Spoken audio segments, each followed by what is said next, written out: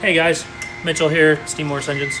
I got an interesting one here for you today. I'm working through, looking at, it's my first beginning into the FE Ford world, and then to boot, this is a Cammer, or as some people would know it as a 90-minute wonder. Doing some interesting things. We got Robert Pond block and a set of heads. This is going to be a 482 cubic inch build. Unfortunately, because of getting parts, sourcing parts, it's kind of going to be a multi-part thing, or maybe we'll just string you along and put one big video at the end. I'm not sure how we want to do it. But are using our diamond piston. Ended up having to do a little bit of work just to make the rod fit inside of it nice. This set of rods we got from Mr. Pond had a really wide pin end, about a 1/4 inch wider than I'm used to seeing. So I had to narrow that stuff up a little bit just to make it work with our piston package. I've already gapped rings, so really you'll just see me putting rods and pistons together. I've already measured bearing clearances, set it up for what we're going to want, so I'm just going to start putting this thing together. Now the cool thing about, or challenging thing we can say about the Cammer motors is they are a single overhead cam. For those of you who don't know, I'm sure many do. And they do have a hemispherical chamber. So this was, from my understanding, Ford's answer to Chrysler's Hemi for NASCAR, which then shortly after that became outlawed because they made too much power and went too fast and all the normal fun stuff. So our goal here is to build a 2,000 horse twin turbo Cammer. So it should be interesting. Bring you guys along for the ride with us.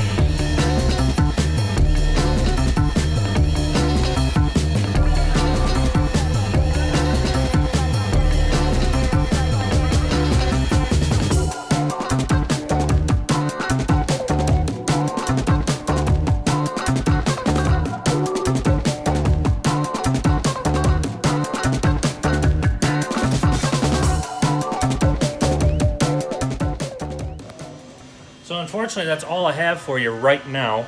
Waiting on some timing components, waiting on some other things. For those of you who may have watched real close, I struggled a little bit. This, if you want to come in close, Tim, this is a camshaft spud. So if you look down through the top here, I'll grab a flashlight. You can see our quote-unquote camshaft.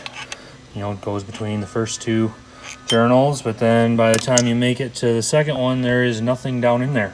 So all that whole deal is only a sprocket just for your chain that's then going to come up to your camshafts up on your cylinder head, which the common problem with these things is you see how long that freaking thing is.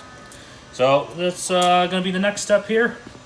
Otherwise, we've got our rotating assembly all in it. Balanced first, and then ring gap set, bearing clearance set, oil galley plugs in it, oiling all mapped out, figured out.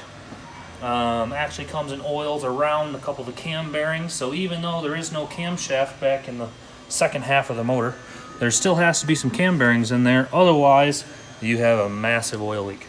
So it's an interesting project, super cool to be a part of. Looking forward to bringing you guys some more video once we got some more parts. Have a good one.